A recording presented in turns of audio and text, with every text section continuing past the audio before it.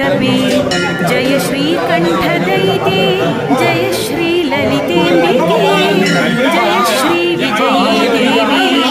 विजय श्रीसमृद्धिदे